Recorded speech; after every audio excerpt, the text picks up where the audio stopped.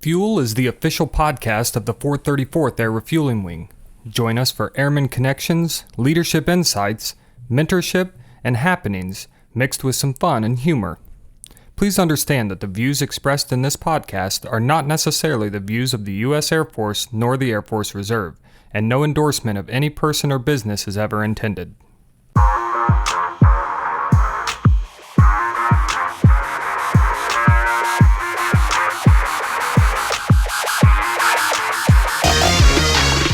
Happy New Year to the Grissom family. Happy New Year, Josh, the Dreamweaver. I appreciate it. Yeah. So 2022, any New Year's resolutions for you?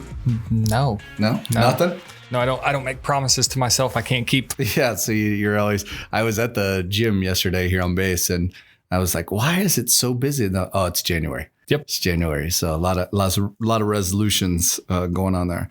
Well, hopefully you had a great time away from work a little bit and had some downtime, spending time with family at Christmas and New Year's. We're excited for the January UTA. We're excited to see you. Some of you may be here in person, some may be virtual, some may be on the alternate. With the COVID numbers the way they are, we've learned that being flexible is the key to this, and so we continue to be flexible. I think it's going to be a balmy 19 on Friday. So, hooray! Yeah, bring a stocking cap. And so they just passed that airmen being able to walk with their hands in their pockets just in time for winter. So excited about that. January, it should be packed. New year, new requirements. Flu shots are a big focus right now. So if you're overdue for a flu shot, if you didn't get your flu shot by December 15th, you need to get it. And there's plenty of opportunities to do that this UTA. There's also, you can go to Walgreens, about anywhere now, and get your flu shot. And so just make sure you get us the documentation on that. Today's podcast is awesome. I'd say awesome to me anyways. It was a great conversation that I got to have with Chief Scully, who's retiring after 35 years in service. And what a long history there that he has, and some great wisdom that he shares. I want you to pay special attention to as we go through this conversation with him. He has opportunities time and time again to brag about himself, to talk about himself, to talk about his career. And we open that up to him several times. And he keeps referring back to airmen and helping airmen. And it's just something that really struck me is, again, the value we find is in helping other people. It's kind of a common theme that we've had on here is being good at self-help and being good at self-discipline is one thing, but being good at helping other people leads to a life full of value. And so great conversation with him. Real quick reminder before we dive into that. If you're feeling bad, if you're, hey, I got a sinus infection, I got whatever you think it is, let's not be doctors on our own. Stay away from here. We've given that flexibility is we want to kind of keep this place.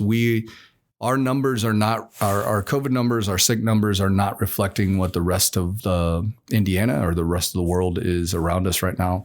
And so we want to try to keep that our numbers as low as possible. So we do that by you guys being smart and protecting. And also, if you have someone at home, a loved one, or something that is high risk, hey, just talk to us. Talk to your supervisors. Talk to your commander. Let's figure this out. We got ways and we can help you out. So without further ado, let's jump into a conversation with Chief Scully. Welcome, Chief Scully. Thanks for taking time out of your day to come up here. I'm sure you're busy. Absolutely. I appreciate the opportunity. Yeah. So 2022, and this is going to be January UTA, last UTA for you. That's correct. Man, how long has it been? 35 years. 35 years. 35 years. I think officially 35 years and 7 months, something like that. Yeah. So you know me, I will try to refrain from making too many old jokes or anything like that. Bring them on, they're probably well deserved. Yeah, but the first question is, how was it fighting the Civil War? No, I'm just kidding like that. So we'll start with. So a little bit about you. Like, are you from Indiana? I'm not. No. So I was raised. My parents met in the Navy. Both my mom and dad were in the Navy. My father retired from the Navy, so I grew up in Virginia, and I still call that home, even though, my wife gives me a hard time, tells me I've been in Indiana longer than any other place, but I call Virginia home. And I got stationed here active duty in 1985. Met my wife, and we've stayed here. Been with this unit since then. Since 1985. So in 85, I joined the 305th. Okay. I separated from active duty in 88. And in those days, we were co-located. So the avionics shop, maintenance avionics was my background, instrument shop. The reserve shop was co-located with active duty. And so I literally walked across the room from active duty to reserves, and been with the maintenance group for the most part ever since. Yeah, that seems to be a fairly common story with when we run into people that have been here for a long time is, hey, active duty may have brought them here, but then they enjoyed it and they liked it. I mean, were you familiar with Indiana at all? I was not. I tell people, and I was only half joking, when I got orders to Grissom, I had to look Indiana up on a map. I wasn't even sure, where it was. I was an East Coast guy, was hoping to get orders, out on the East Coast, but came to Grissom, and I certainly don't regret that. Was Grissom your first duty station? It was. Okay. Yep. I've been my only duty station. That's crazy. Yeah. So 35 years. 35 years, with the exception of, obviously, Lackland, and then the now closed Chanute Air Force Base, where I went to tech school. And I've been at Grissom since. Man, TDYs off of that and deployments. Have you looked into that yet? Like how many deployments you have under your belt? I couldn't tell you how many total. I know, obviously we went down to when we invaded Panama and removed Noriega. Yeah. We sent some instrument troops down to Georgia, and I went down there. And then, of course, the Gulf War in 91.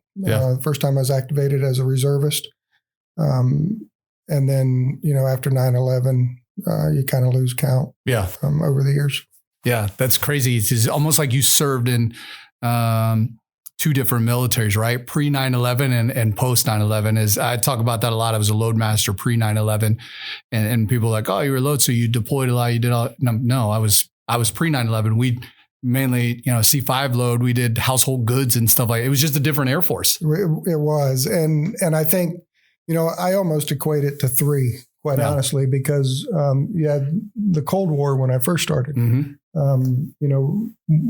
Ronald Reagan was the president, and one of the first classes that you took when you got to tech school was on nuclear proliferation, and so that was something that they talked about a lot. We did a lot of exercises in nuclear warfare, and certainly in SAC in those days. That was our bread and butter, was the all-out planning for a nuclear war. And then Russia fell, and then we rolled into a short time after that, obviously 9/11. But that interim piece, we were kind of adrift a little bit. We didn't have anybody specific as a clear and present danger. So it's really been a journey for sure. Yeah. So 35 years, almost like three different militaries, right? That you've been a part of. Are you ready for this? Like to retire? For retirement? To hang this up? I think so. It'll be different. There's an adjustment period. I'm certain of that. For you or for your wife, you think? Well, I think for both. Probably more so for her than me, because we tend to discount the amount of work. Everybody pays attention to the uniform, but we really discount the amount of work that our spouses and families do on a day-to-day basis. to make up for all of the trips and TDYs and deployments. And so while it may be retirement, it's really time I owe her that time. Yeah. And so I'm looking forward to being able to pay some of that back. You got like hopefully a retirement trip planned or anything? Well, we did. COVID kind of wrecked some of that. Yeah. So we're kind of bouncing things around right now, figuring out exactly, what we're going to do. With, obviously with COVID, it makes things difficult to plan. Too far in advance. Yeah. But my wife is nothing but an outstanding planner. So I'm certain that she'll be able to come up with something that'll be a lot of fun and really rewarding. And you have a son and a daughter here in Indiana? I do. Yep. Yeah. Both grown. Yeah.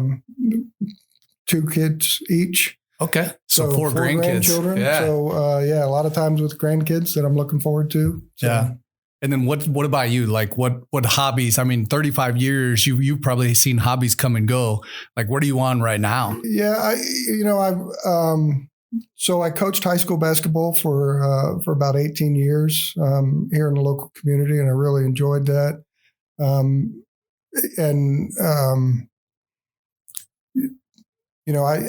I like to repair clocks. I get into, all kinds of little different things. We're building a cabin down in Kentucky. So, I've got a pretty wide range of things that'll keep me busy going forward. So awesome. Any like, I know Doug does a phenomenal, he does like grandpa camp. I forget what he calls it or something. Now you put me on the spot. I'm trying to remember. I think it's just Camp Grandpa. Yeah. So they do a camp once a summer, it's like a week long, and they've got different rules for the camp, but it's all the grandkids come in, but it's a crazy fun stuff. Like any ideas like that? Yeah. So I think, right now they're all pretty young. My oldest grandson, he's like 7 or 8, and they just moved back. So my son just separated from active duty, and took a full-time job in Cloverdale, Indiana.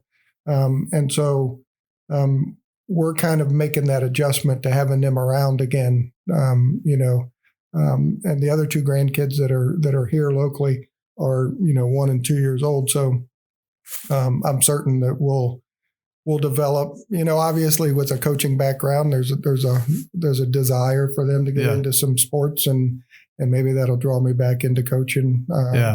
But really, I kind of want to let them develop their own wants and desires, be their own people, and then support whichever way that direction goes. Sometimes that's tough. You got that love of a sport. You're like, I really want you to do this. Right. I'll let you do whatever you want, but I really would like for you to do this. Well, I will tell you though, if you coach long enough, you will see plenty of that. Yeah. And so it's a good way to change your opinion on some of those things. And I've seen, some great athletes really get turned away from a sport. And so, I used to tell people when they got into coaching, the first thing that you're coaching is a love of the game. And I think if you don't teach that love of the game first, and then support it as it goes forward, you can really kind of ruin a perception for somebody. Do you think, looking at where we're at right now at this phase of the military, do you think maybe that's where we missed the mark a little bit? Do you think we maybe the love of that game, the love of this military? So I think everybody has a complaint about CBTs and there's generational differences, obviously. I fall in that the tail end of the baby boomers, so to speak. And I've always argued that, I hear people talk about kids being on their phone and I shouldn't say kids, young men and women, on their phones, and this generation is different. And I agree that this generation is different. But if we're going to complain that mom and dad set these kids down in front of a TV and a computer, and all they care about is video games, then why are we doing the bulk of our training on a computer and through a video game? Right. We're conditioning them to do the same thing. We're doing the exact same thing that we're complaining about. So when I first came in the Air Force, for fire extinguisher training, you went over to the firehouse, they lit gas on fire, and you put it out. Yeah. I think we need to get back to that. I think we need to get back to hands-on training. There's some value to classroom training, and really separate ourselves. Technology is great, and you can do a lot with it, but I do think there's some value in putting your hands on something and making your mistakes and failing in a safe environment. Right.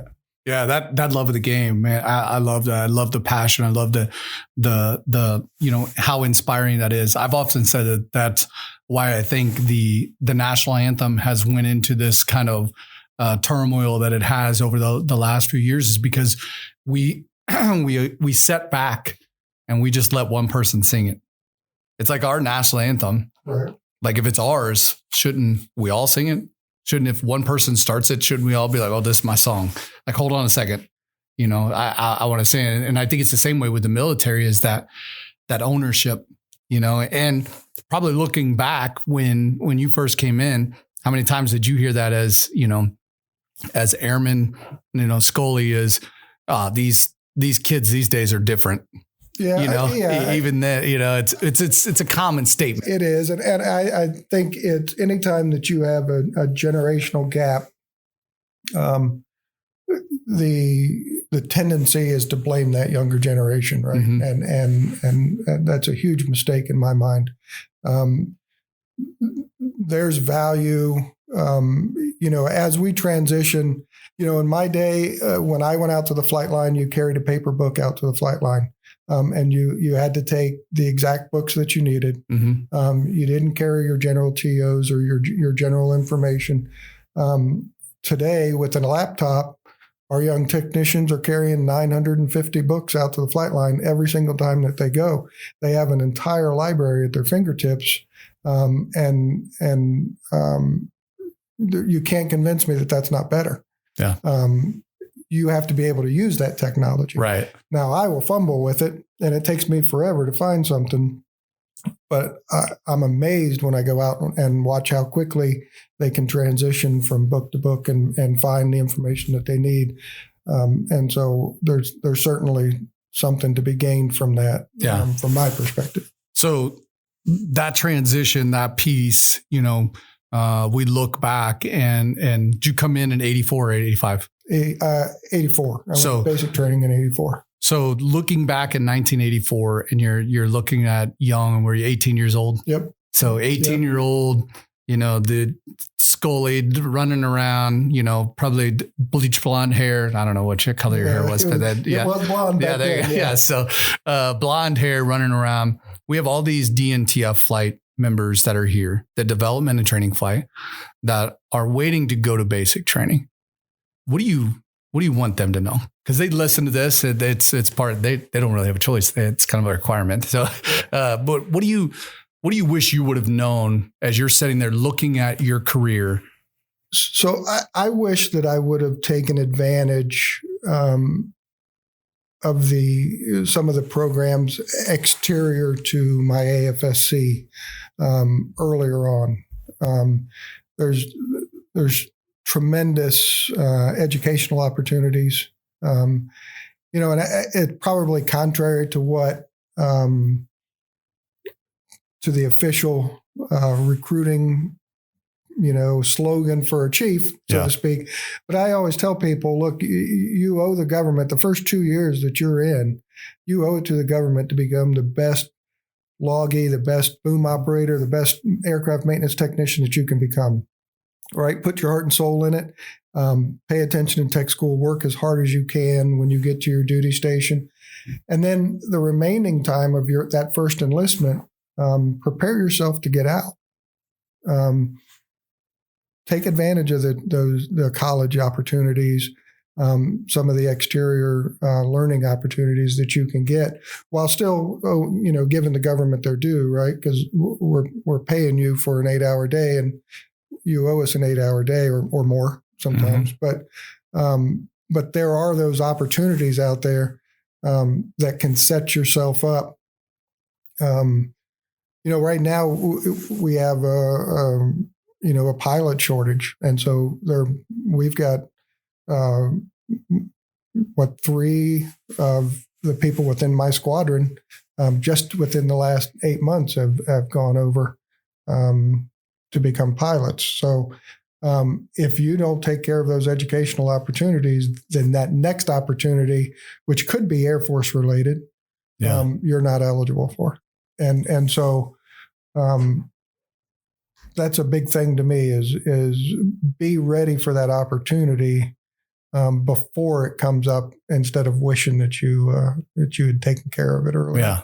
So they hear those two things, it's like there's a lot of resources. Use those resources to where you don't miss an opportunity that you really want. Absolutely. Because those things pass by real quick. They do. And as well as I do, you've probably been in a position where you wanted to put somebody into a slot or a stripe, and you weren't able to because something outside of your control. They didn't do their PME. They didn't have their CCAF. That was whatever. me. So, that's me. Because you have a bachelor's degree, correct? I do. Yeah. And then we just talked about it, not to bring up sort of news, but you also applied for law school recently. Yep. And so very competitive at that and go in that direction. And I think it's awesome looking at that as pursuing that, of, hey, I want to go to law school. And I know you've done a lot of negotiations. You've done a lot with, not just in your own career and stuff like that, but with the union and working things out. You and I have worked on a lot of stuff, and I've had the privilege of watching you go down that path and seeing that passion, like you talked about, is preparing you for that retirement. Right. So that's phenomenal. What do you think now in taking a step forward? What about like Airman Scully? So that was before you come in, like, let's big picture this, right? Like keep your eyes on all of this for your entire career. But now you got Airman Scully, or you got an airman that's, in an AMXS or an airman that's in wherever, AMDS. What's your advice to them? So I think sometimes one of the things that we've done, we're always talking about promotion. We're always talking about that next step, right? We miss out on the experience of the present. Yeah. I spent in '94 when the A-10s left Grissom, I got rifted into personnel. So I worked in customer service, military personnel flight in those days. You want to talk about a fish out of water. I was completely a fish out of water. And God love, the members of the MPF then. They really kind of took me under the wing and put up with, with my maintenance typing and my maintenance attitude when I showed up. But I look back now and I'm able to answer some questions and do some things that I never, ever would have been able to if I hadn't learned the lingo of personnel. And there's real value in that. So you have an opportunity, right? You can say, look, I'm a maintenance guy and I got rifted into personnel and this is terrible and I don't want to be here and I'm going to sulk until I get through this 2 or 3 year period and then I can go back to maintenance. Or you can take advantage of that and learn something and meet some new people and broaden those horizons a little bit. And so I think it's important that while we prepare for the next step, we also take advantage of what we can learn where we're at today. Yeah. Good or bad. Good right? or bad. Like right? Good. Right? How many bad situations were you in? Yeah. Half of being a good leader, a good manager in my mind is remembering the bad things and not repeating those. Right. Yeah. or at least understanding the difference between when somebody was a bad supervisor or when somebody had to do something because they were forced to, right? And then not doing those bad things as a supervisor, but then addressing why they had to make that decision and being transparent and honest about it, rather than just, the old days of do it because I said so. I'm the chief, Yeah, before you get hit upside the head or something. Yeah, exactly. What were you like as an airman? I think I was. Any stories you can tell? I think the legal's right down the street. I'll leave but the I think, stories to Chief Cassidy's podcast. He's got a lot of them. No, I think I really enjoyed being out on flight line. I really enjoyed working on aircraft. I didn't put a lot of thought into the future.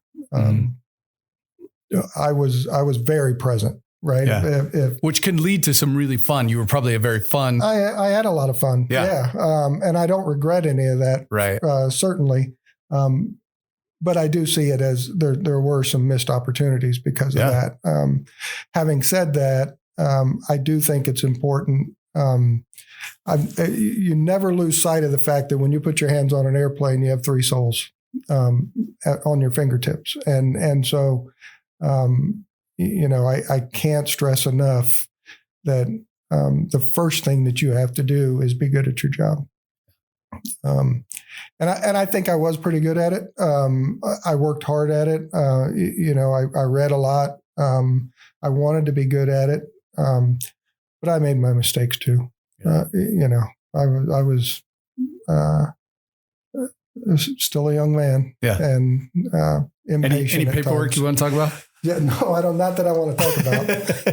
Yeah. Actually, if you come by my office, you'll see I had a SAC evaluation, and I think it was 1986.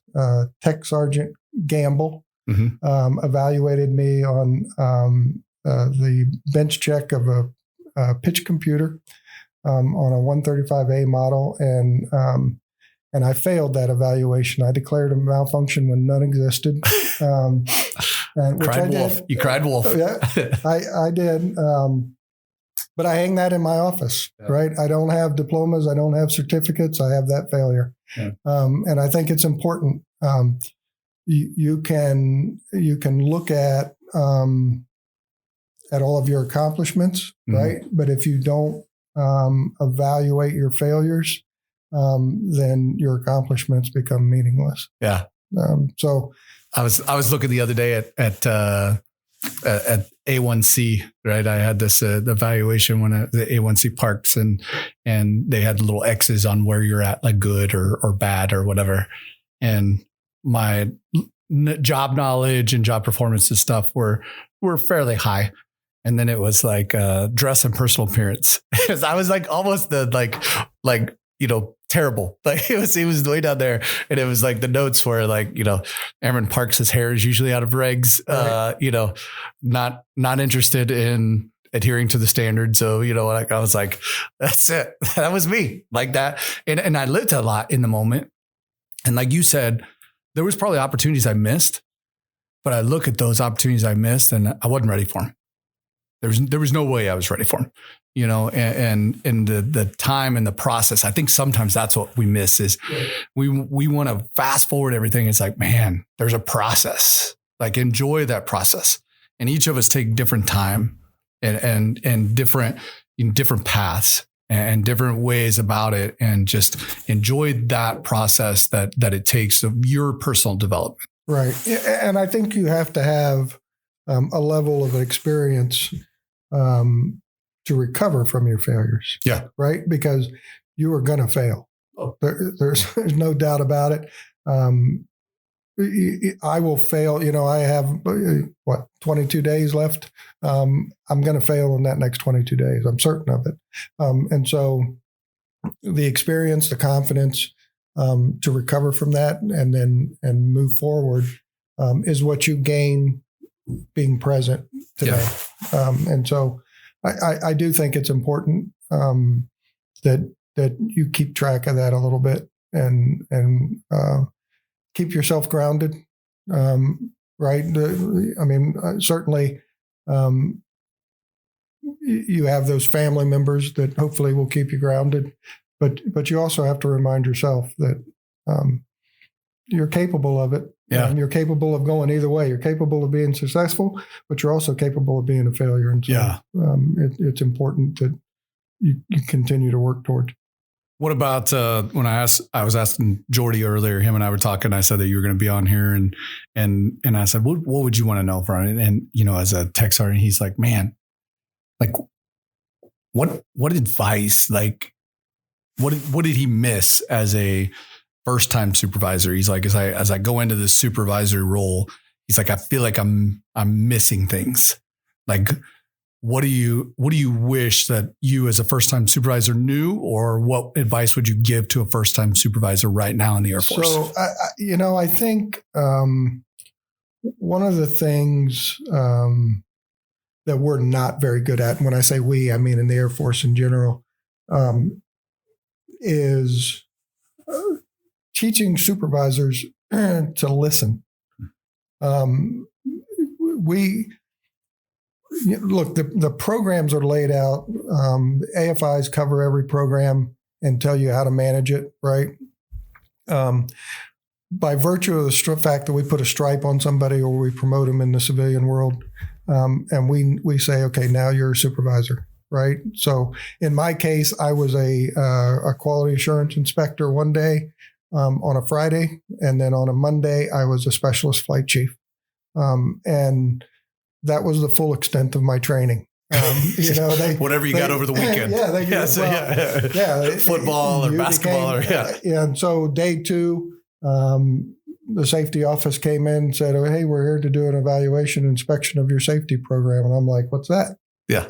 I had no idea. So who's in charge of that? Right? Yeah. But what you can't really prepare for is the people situations. And I think, I'll use this as a segue and plug in a little bit into some training that we're doing. I'm glad you are, because I was gonna segue that right there. And I'm really excited about it. I wish we would have had it 10 years ago. Yeah. So with the hard work of Christy Shives and Amy Little, and I give them full credit,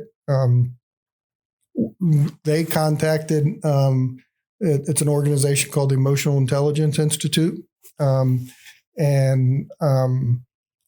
And what it is it's a virtual training environment. So there's a scenario that's laid out, and there's an actor on the other side of the screen that comes up as an avatar, and we put an individual in front of that, and they have a discussion, right? And that discussion can be it can be bullying, it can be sexual assault, it can be harassment.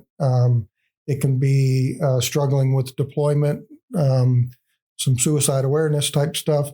All of those things that there are programs that cover them. So if you take sexual harassment, right, there's the civilian EEO office, there's a military EEO office, and the IG can get into that a little bit. And so all these programs are laid out, but it doesn't come to you as a supervisor across your desk in a PowerPoint form, right? Or if you think of the old like suicide awareness training where the guy goes in the gym and then hey, how are you feeling today? I'm not feeling that. My brother loved that one. It's just not realistic. And so these scenarios are very realistic, right? They're conversations about training, they're conversations about whatever, that somewhere in that conversation, there's a nugget that's dropped. And now we need to change focus on the conversation and talk about the people. Aside from aircraft accident investigation course out at the safety center, it is bar none some of the best training I've seen in the Air Force today. And I mean, you had a chance to sit in on one of our sessions, and we're going to do some more sessions in the middle of January. So we've done it with supervisors, and now we're going to extend it down to some of our employees. And really, they're peer-to-peer type conversations because the rules are different there. Yeah. And so I really would love to see this training transition wing wide. We've kind of been, Aircraft Maintenance Squadron has kind of been the test bed for it. Like I said, I sat down with Amy and Christy, and they asked us if we'd be willing to do that, and I certainly was on board. It's really good training. And so for a new supervisor, what I wish I knew was to listen. To listen a little bit more and a little bit closer, because when people are struggling, they will drop hints. But most people aren't comfortable coming in saying, "Hey, I'm struggling with this," or "This person won't leave me alone," or whatever their issue may be. And when we talk about mission, right, and mission comes first, and mission comes first. I 100% agree with that. But at the end of the day, the mission is a person. We can write it out on paper. It's just a plan. But our airmen are the ones who conduct it. And so if they're not 100% on board and they're not 100% comfortable, the mission's not going to get done. Yeah. The only difference between us and the museum up the street is we have airmen. Right. And if we want to keep it that way, then we got to take care of them. And exactly that training, I know, is something that's very, very close to you, and came out of some failures, right? That and some opportunities that are like, whoa, like I didn't see this coming. Hey, I thought I thought we were coming in here to talk about why you're not doing good at training, and now we're talking about how your trainer is possibly harassing you. Right. That those things, it's when I saw the training, it really made me mad, to be honest, because we hadn't thought of it sooner than this. Right. That it's taken this long to provide, that we went through all those CBTs. We went through all this other, someone stand up there and tell you, hey, drugs are bad. We went through all this stuff. And it was sitting right there in front of us, is just this real life. Put someone on the other side. Let the supervisor sit there, make mistakes. And what I loved about it is they can be like, pause scenario. Right. And they turn around to their peers that are sitting behind them like, okay, I know I shouldn't have said that. Right. I don't know what I should say right now, but I know what I just said sucked. And so how do I fix this now? And getting input from their peers, like, how about you try this? And we saw great. I mean, Wes Fletcher, amazing dude anyways, but he probably did the best I've seen, mainly because he's done it 15 times or however many times he's done it.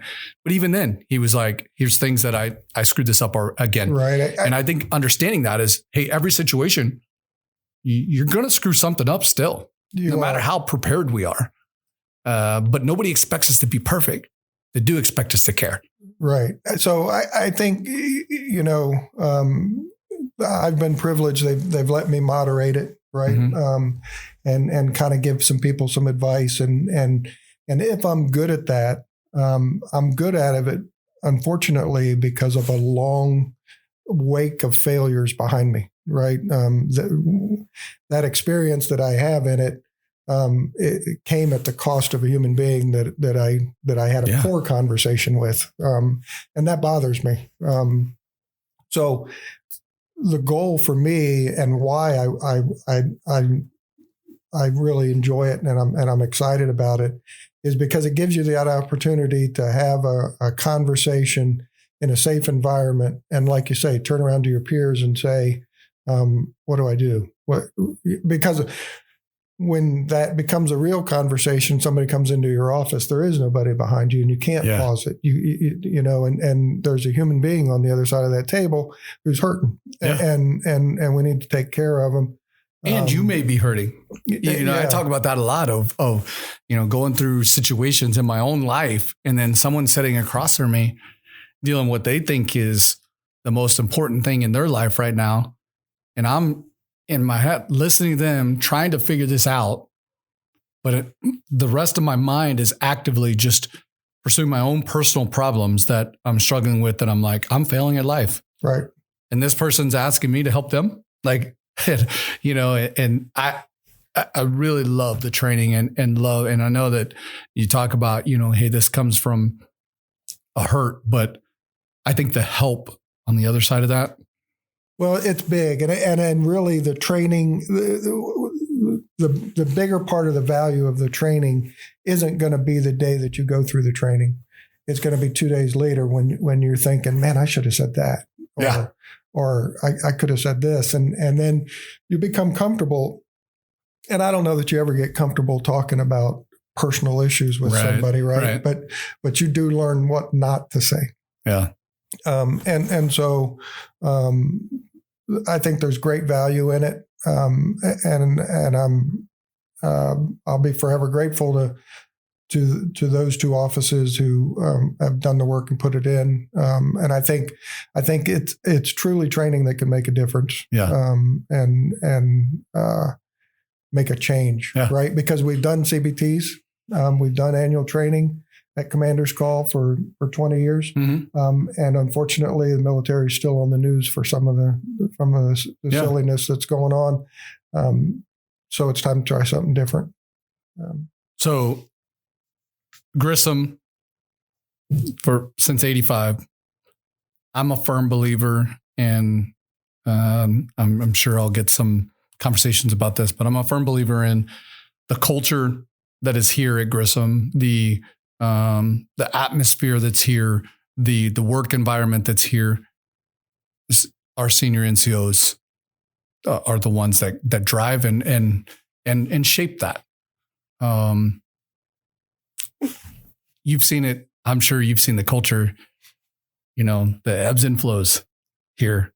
There's probably been times where you're like, I got to head to work. And there's been other times where I'm like, I get to head to work.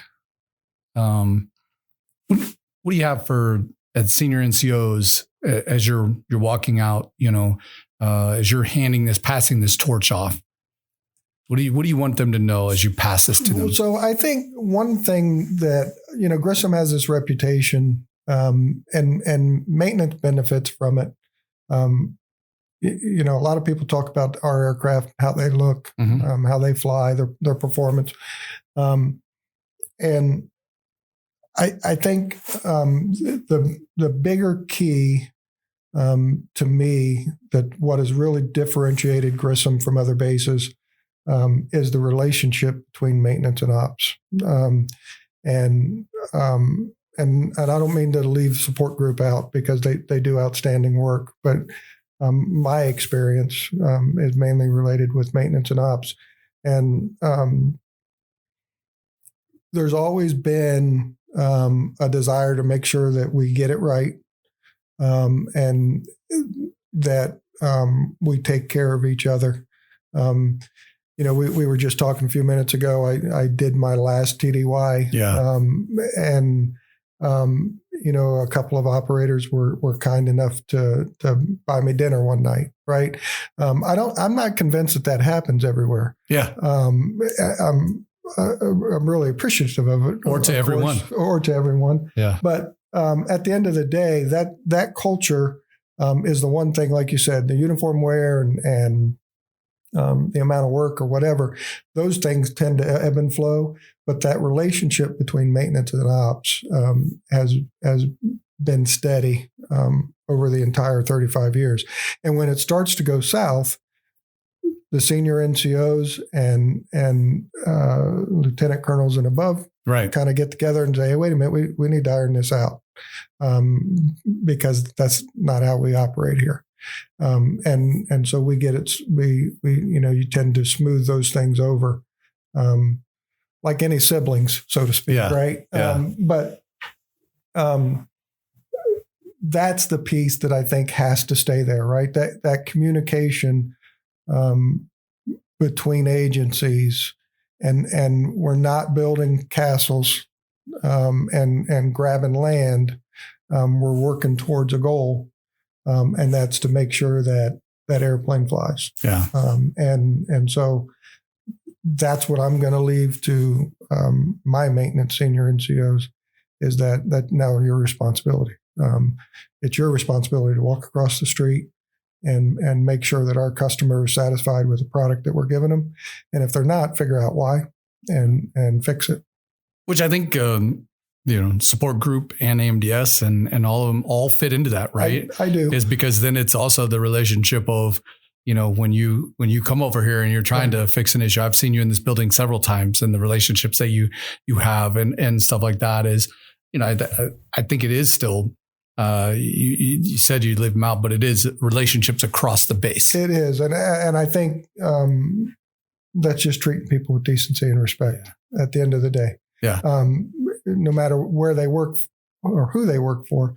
I had when I was a young airman, I had a senior NCO, Senior Master Sergeant Doug Sawyer was his name. And he told me once, there's a priority in the Air Force and the airplane is number one. And everybody else supports that number one. Right. So if you think you're special because you're a pilot and you're close to number one, you don't get there without maintenance, and you don't get there without finance and travel and and so everybody is a piece of that mission. And we ought not forget that. We ought to remember that when we walk across the street and we go to the clinic and we need a shot, that there's got to be some trust that guy is going to do his job to the best of his ability, and we should treat him with some decency and respect and say thank you. Yeah. Right. One last question, and then one last serious question. Then I got a couple that I want to ask you that are a little more fun, hopefully. I think it's something that we all work for is, for a lot of times we work and we're part of that big group, and that big group on the left side of our chest is that U.S. Air Force, and we're part of that team. But come February, March, come this time next year, when someone says, Chief Scully, what do you want to follow that? What do you want your legacy to be that you leave here, to where when, Josh and I talk about you down the road, or an airman over in maintenance, what do you want your legacy to be? Well, it's a tough question. I think what's been important to me over my career really was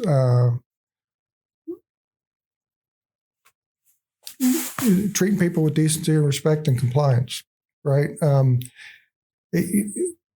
Chief Cassidy always gives me a hard time about not having a heart. And I recently went and I had one of those like ultrasounds and I came back and said, hey, they found it. So, yeah, it's like the Grinch.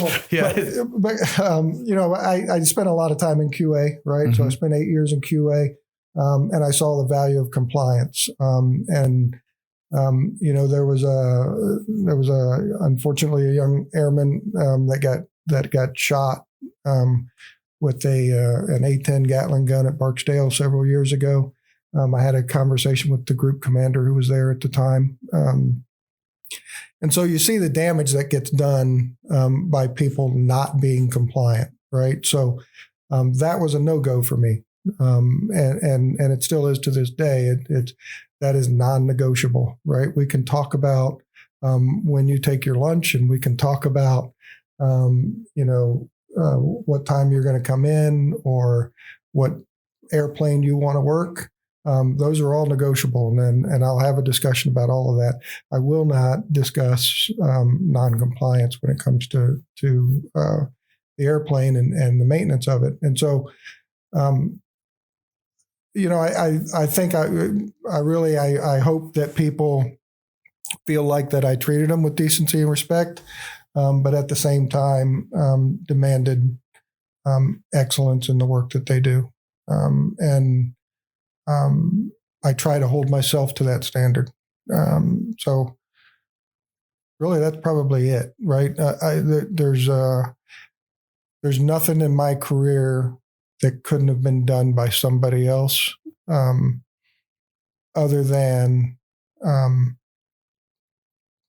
saying good morning to you every day, right? And so I think that's always been kind of important to me.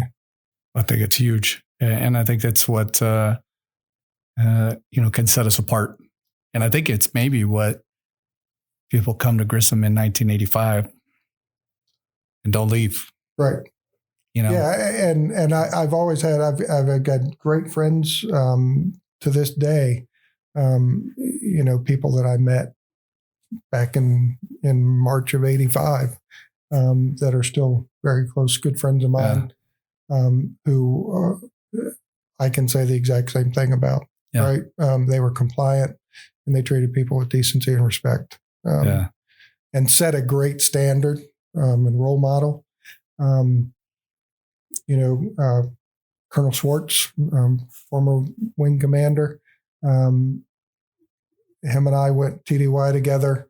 I don't remember what year it was. He was a major and I was a tech sergeant, right? And same thing,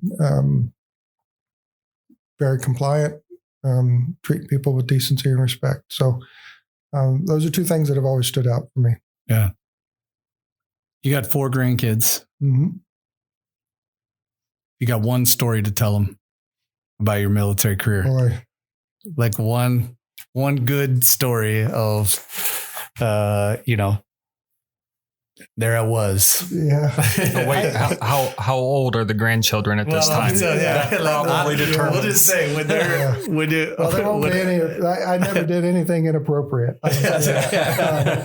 No, I think probably the one memory that really stands out to me was the night that the air war kicked off. I don't remember how many airplanes we had there. It was a bunch. There was over 100 tankers. You talking about in Desert Storm? Yes. Yeah. So 91. 91. Yep. Jeddah, Saudi Arabia. Mm-hmm. Over 100 tankers on the ramp. And I think there was 16 B-52s, somewhere in that range, all on one ramp, 4 runways at the airport. We came into work and started launching jets. And at 8 o'clock in the morning, the ramp was completely empty. There wasn't a single airplane on the ramp. We all kind of stood there and looked at each other and like, now what do we do? Right. Yeah. And then they fell out of the sky. Yeah. And it was crazy busy, but that was it was a very surreal feeling because prior to that, we hadn't been at war since Vietnam. Right. And so we had conflicts. We had trained. Yeah. We had trained and we had done a lot of work towards that moment. But if you think about the number of aircraft and all of them launching, it was pretty impressive. And then the crazy thing is, you get done with your 12, 14-hour shift and you go back, turn on CNN and see the results of your work, which was unique at that time. Yeah. So that was probably the one day, single day that kind of stands out for me. I don't know that will ever happen in history again. Yeah, it's hard to say. But history does tend to repeat itself. So, there's this generation of airmen are going to do some great things. I'll be the old guy sitting in back in my watching day on Fox News and saying, "Oh yeah, we did that too." Just like the Vietnam guys before us. And well, good news is they opened that VA right down the street, so you have a reason to come out here. I've got a room up on the top. That's right. Yeah. So, we like to end with a little area. What are you loving? So we talk about, like all of us will talk about, hey, what are we loving right now? It could be anything from, I got this new tumbler or to whatever, Christmas, whatever. But before we get to that, you got any New Year's resolutions? I don't. Are you a resolution guy? I am not a resolution guy. Josh, are you a resolution guy? Yeah, for about 2 hours. Yeah. I don't have. Yeah. No, because I know I can't keep them. Yeah. I tend to be, I set small goals, and I'll set them any time of the year. I don't necessarily need a date to help me with that. But so and I really, that most current one is get myself back in shape a little bit. I've let things go, just being busy, and so hopefully retirement will help with that a little bit. I recently reprioritized that also when I had the COVID-15 that I packed on. So, yes, that's right. Yeah. So, what are you loving right now? I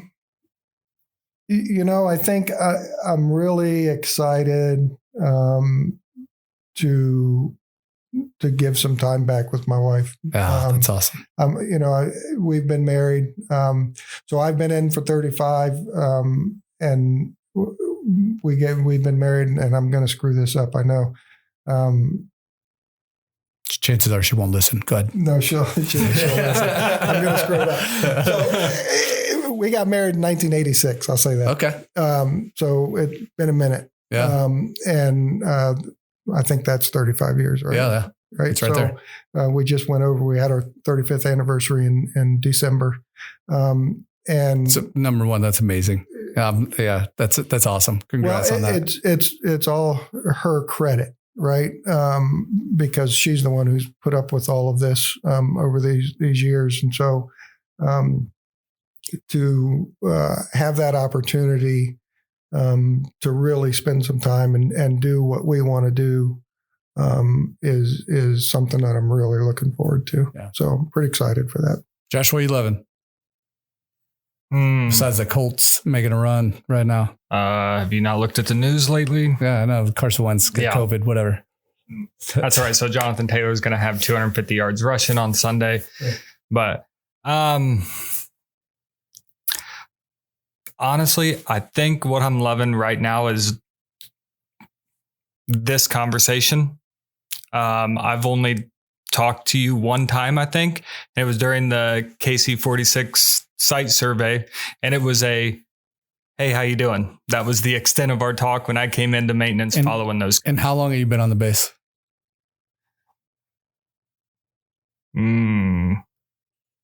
Just a little over 2 years. Okay. I was down in MPF for a little bit, and then I get tucked away in this hole back here. But, well, that made it sound like my office is horrible. I'm just joking. No, I really appreciate this conversation because I know you guys were looking at each other while you're talking, and I don't normally sit over here and head bob the whole time. But a lot of the stuff that you're saying and a lot of the stuff you believe and practice is the same way that I feel about a lot of stuff and the way that we treat other people. And I think a lot of the stuff you were saying, as far as, a legacy or what you want to tell senior NCOs, what it really boils down to is just being a good person. Being a good leader is being a good person. You can read all the books in the world. Well, what it boils down to is being a good person. And that's the stuff that you just talked about I can't actually see how far this 46 is. 46 minutes. 46 minutes. Is that's really what this conversation was for 46 minutes. And I'd like to talk crap about Kentucky basketball and how good Purdue is, but I still got it in there. Yeah. But no, I think that's what I didn't really have anything for what I was loving right then until, we're talking about this stuff. And I think it's really valuable. And I hope the people that listen to it they take as much as they can away from it. Because there's a lot of it, even when you're talking about, the training that's going on or that you guys are doing, it kind of relates to what we talked about on the last podcast, where if you as a supervisor haven't experienced that stuff, how are you supposed to, and it all comes back to experiences, knowledge, and being a good person. Yeah. So if you're going to err in one area, just be nice. Just be nice. Yeah. If you don't know what you're doing, just be nice to people and see how far that gets you. It's not even hard. Yeah. It's actually harder to not be nice. It is. I honestly think, look, you're going to make, I'm certain you have a bright future ahead of you. You're going to make some mistakes. I wouldn't be too certain.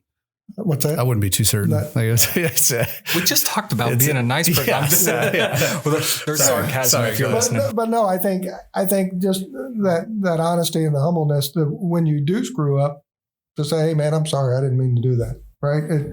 That's the part that that boggles my mind is so few supervisors who are willing to admit to their employees that they're a human being and they make mistakes. Yeah. It's really pretty simple. Just to say, yep, screwed that one up and I won't do it again. I'm sorry you had to pay that price, but I screwed it up. And how much more do you respect your supervisor for saying that to you? Right.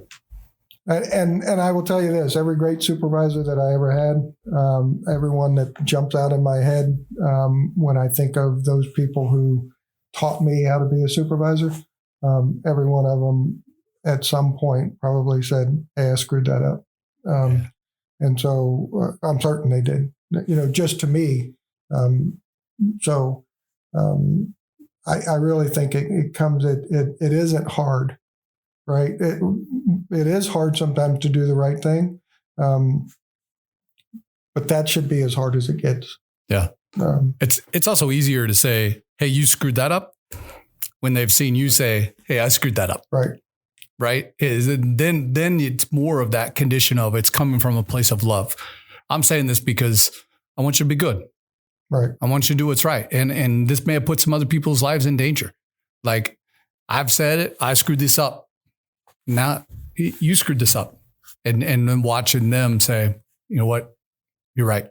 Right. Because it's not of a point of, I'm not saying that for you to be, that now you're going to be in serious trouble. And once you admit it, then, I'm not reading your rights. I'm not doing any of that stuff. It's just, we got to have those open, honest conversations. So and I think the other piece of that too is,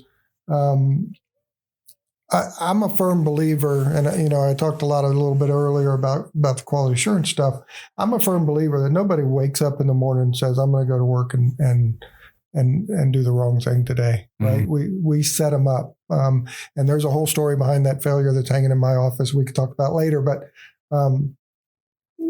they came to work and they wanted to do the right thing. And we created a scenario that forced them to go around what's appropriate. Yeah. Either through training, lack of equipment, time, tools, whatever. We created that scenario. And so if we spend all of our time blaming and yelling and doing paperwork and not looking at the process, we've missed the point. Yeah. And so the first thing that you should look at is your processes and see if you led them down that road. That's not to say that there aren't ding fods out there, but by and large, we set people up for failure. Yeah. So that's the other piece of being a nice person, right? Is looking in the mirror a little bit and saying, did I set this guy up? Did I create an environment for him to do that? Or did he do that on his own? Yeah. So I'd say for me, there's a few things. I got the kids, the VR, the headset and stuff for Christmas. So that's been pretty fun, especially my dad and my father-in-law, 70 and 80 at the house and throwing a VR headset on. Pretty amazing. Is there video? I do have video. I'll have to show you. Yeah. My dad, who's not scared of heights ever, is terrified of a VR heights. So, but I kind of just, we reinvigorated a few things in our life that we just got busy over time. And one of them was at dinner with my family. Is when we sat down to dinner is, we have no electronics, no nothing. And it's conversation based dinner and go around and talk about, your favorite part of your day, your funniest part of your day. And then if you have a prayer request that you want the rest of the family to join with you in, and we just getting back to that over this break that we've kind of had, and work has kind of slowed down and stuff. And so, just getting back to that. I mean, it's just been great for me to do that. And it's good for, I feel more refreshed coming to work and more refreshed in the night and stuff. And so, but man, I want to say thanks. I appreciate the opportunity. And I also want to, say thanks for your leadership. I know when I got here a year ago, I think you were down at Africa still. But when you walked in the door, you listened to some of the crazy things that I was saying, and you were able to correct me to 100%. And I think we've worked together well. And I hate that I didn't get more of that 35 years. But I will say that the legacy that you've left here and the legacy that you want to leave here we'll definitely take that and move forward with it. And so I've certainly, I think one thing has been standard here at Grissom is you come in with a certain mindset, right? And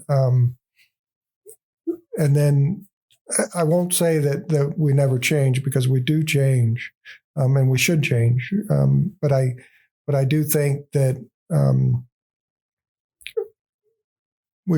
everybody kind of comes back down to earth a little bit, and hey, this is a place that's known for working together. And so that's the one thing that I think really kind of makes this place special. And it's been an absolute honor for me to be here, let alone be a chief in the maintenance organization. I couldn't ask for anything more. In 1984, when I'm standing at attention going into basic training, I never ever envisioned that, and so it's truly been an honor for me.